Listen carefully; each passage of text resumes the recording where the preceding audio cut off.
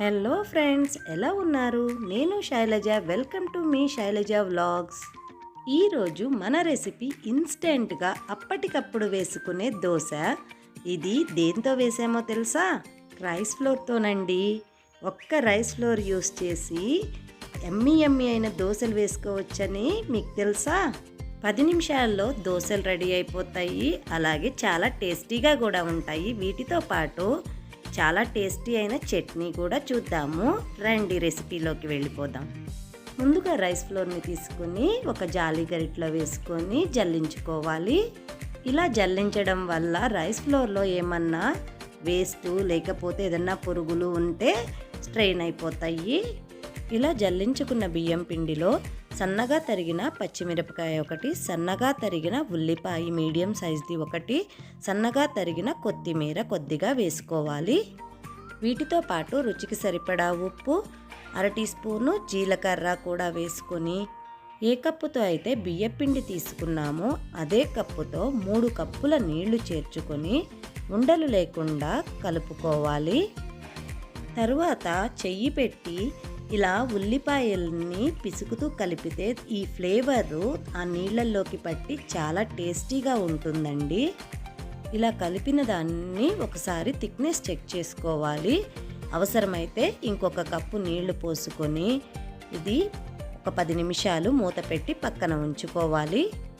ఈలోపు దోశల్లోకి టేస్టీ అయిన పచ్చడి ప్రిపేర్ చేసుకుందాం రండి.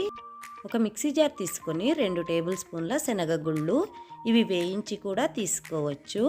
కొద్దిగా కొబ్బరి, 2 టేబుల్ స్పూన్ల నువ్వులు, మీ టేస్ట్కు తగ్గట్టు కారంకి సరిపడా పచ్చిమిరపకాయలు వేసుకోండి. నేను ఇక్కడ 2 పచ్చిమిరపకాయలు, 4 వెల్లుల్లి రెబ్బలు, కొద్దిగా జీలకర్ర. ఇక్కడ నేను చింతపండుకు బదులు మామిడికాయ గుజ్జు వేస్తున్నాను. ఇది ఆప్షనల్ అండి. మీ దగ్గర ఉంటే వేసుకోవచ్చు, లేకపోతే చింతపండు యూస్ చేసుకోండి. అది కూడా లేనప్పుడు నిమ్మకాయ అయినా పిండుకోవచ్చు. వీటితో పాటు కొద్దిగా ఉప్పు వేసుకొని మెత్తగా పేస్ట్ పట్టుకోవాలండి. ఇలా మిక్సీ పట్టుకున్న దానిలో ఉప్పు పులుపు చూసుకొని టేస్ట్ సరి చేసుకొని ఒక బౌల్లోకి తీసుకొని పక్కన ఉంచుకోండి. 10 నిమిషాల తర్వాత చూడండి, మన దోశ లిక్విడ్ ఇలా ఉంది. ఒకసారి కింద వరకు బాగా కలపాలండి, లేకపోతే కింద రైస్ ఫ్లోర్ అలాగే ఉండిపోతుంది.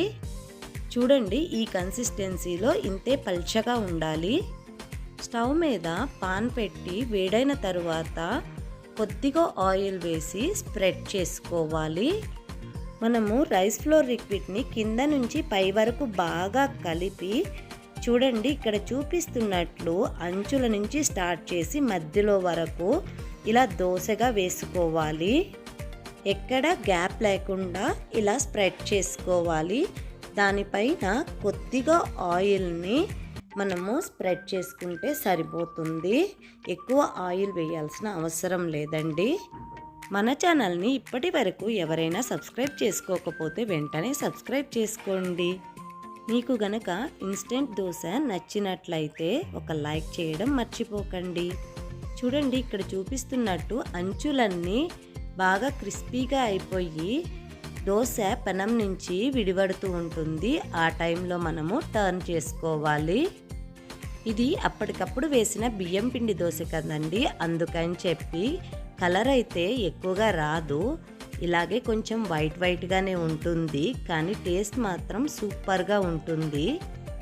దోశ రెండో వైపు కూడా కాలిన తరువాత ఫోల్డ్ చేసుకొని మనము వేరే ప్లేట్లోకి తీసుకొని సర్వ్ చేసుకోవచ్చు.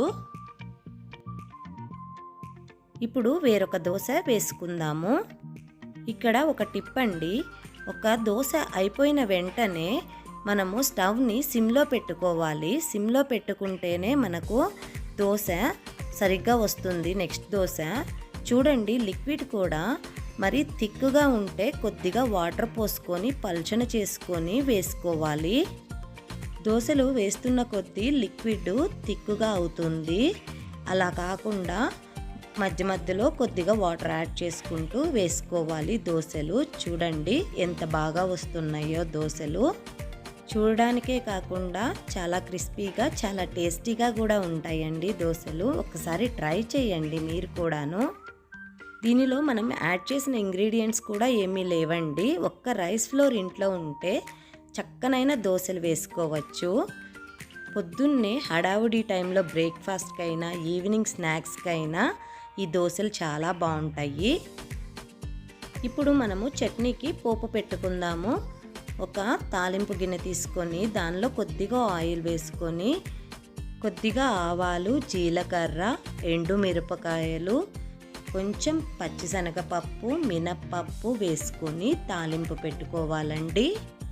తాలింపు బాగా వేగిన తరువాత మనము చేసి ఉంచుకున్న చట్నీలో దీన్ని వేసుకొని సర్వ్ చేసుకోవచ్చండి. ఈ దోశలు ఈ చట్నీతో అద్భుతమైన కాంబినేషన్ అండి. ఒక్కసారి ట్రై చేసి చూడండి, మీకు కూడా బాగా నచ్చుతాయి. మీకు గనక మా రెసిపీ నచ్చినట్లయితే లైక్ చేయండి, అలాగే కామెంట్ చేయండి. Thanks for watching. సబ్స్క్రైబ్ చేసుకోవడం మాత్రం మర్చిపోకండి. ఇది అప్పటికప్పుడు ఇంటికి గెస్ట్లు ఎవరైనా వస్తే ఈజీగా చేసి పెట్టడానికి కూడా చాలా బాగుంటుందండి. పిల్లలకైనా పెద్దలకైనా చాలా బాగా నచ్చుతుంది. తప్పకుండా ట్రై చేయండి.